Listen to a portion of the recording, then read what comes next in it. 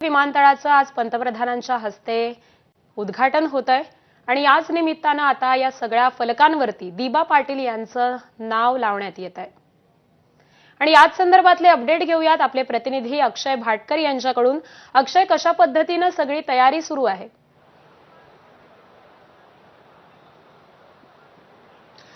अतिशय जोरदार तयारी या ठिकाणी आहे आणि संपूर्ण तयारी जवळपास पूर्ण झालेली आहे। वाट बघितली जाते ती म्हणजे निमंत्रकांची। माझ्या मागे हा स्टेज आहे, त्या स्टेजवरून पंतप्रधान नरेंद्र मोदी हे या नवी मुंबई आंतरराष्ट्रीय विमानतळाच्या पहिल्या टप्प्याचं लोकार्पण करणार आहेत आणि याच स्टेजवरून आपण पाहताय की इथे पंतप्रधान नरेंद्र मोदी असतील, त्यांच्याबरोबर मुख्यमंत्री, दोन्ही उपमुख्यमंत्री असणार आहेत, मंगलप्रभात लोढा असणार आहेत आणि इतर काही महत्त्वाचे पदाधिकारी देखील आणि मंत्री देखील या संपूर्ण परिसरामध्ये असणार आहेत। आणि या एअरपोर्टचं जे उद्घाटन आहे, पहिला टप्पा हा तब्बल 19,000 कोटींपेक्षा जास्त रुपये खर्चून हा बांधण्यात आलेला आहे आणि एकच टर्मिनल हे सध्या उद्घाटित केले जाणार आहे। एक रनवे हा सध्या सुरू केला जाणार आहे, ज्या रनवेवरून येणाऱ्या काळामध्ये तब्बल 20 ते 23 फ्लाईट ज्या आहेत त्या एका तासाला या मॅनेज केल्या जातील आणि त्यानंतर हळूहळू ही संख्या वाढवली जाईल। तब्बल 2 कोटी प्रवासी जे आहेत त्या या एका टर्मिनलवरून प्रवास करतील, मात्र हळूहळू या टर्मिनलची संख्या वाढवली जाईल।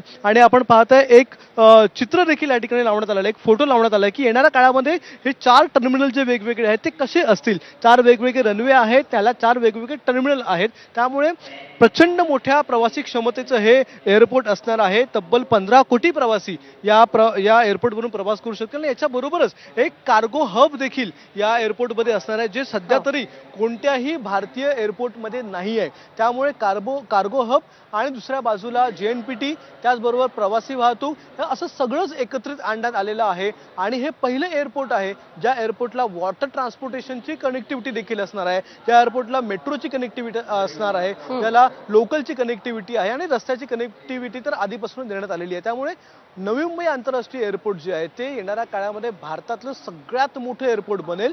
ज्यावेळी 2029 पर्यंत या टर्मिनलचे 4ही टर्मिनल, या एअरपोर्टचे 4ही टर्मिनल सुरू होतील, त्यावेळी हे भारतातलं सगळ्यात मोठं टर्मिनल असेल आणि मुंबईकरांसाठी देखील हे फायद्याचं आहे, मुंबईच्या आसपासच्या शहरातल्या लोकांसाठी फायद्याचं आहे, महाराष्ट्रातल्या पुणे किंवा इतर जे भाग, नाशिक वगैरे भागात तिथल्या लोकांसाठी हे फायद्याचं आहे। त्यामुळे एक अतिशय सुंदर आणि उपयोगी असं हे एअरपोर्ट आज सुरू होतंय, पहिला टप्पा त्याचा सुरू होतोय आणि बरोबर 2:45 वाजता पंतप्रधान नरेंद्र मोदी या एअरपोर्टच्या पहिल्या रनवेवर त्यांचं विमान हे एअरफोर्स 1 जे आहे, भारत 1 जे आहे ते लँड करेल आणि त्यातून पंतप्रधान नरेंद्र मोदी हे या एअरपोर्टच्या या उद्घाटनाच्या कार्यक्रमस्थळी येतील आणि इथून सभेला संबोधित करणार आहेत। प्रज्ञा,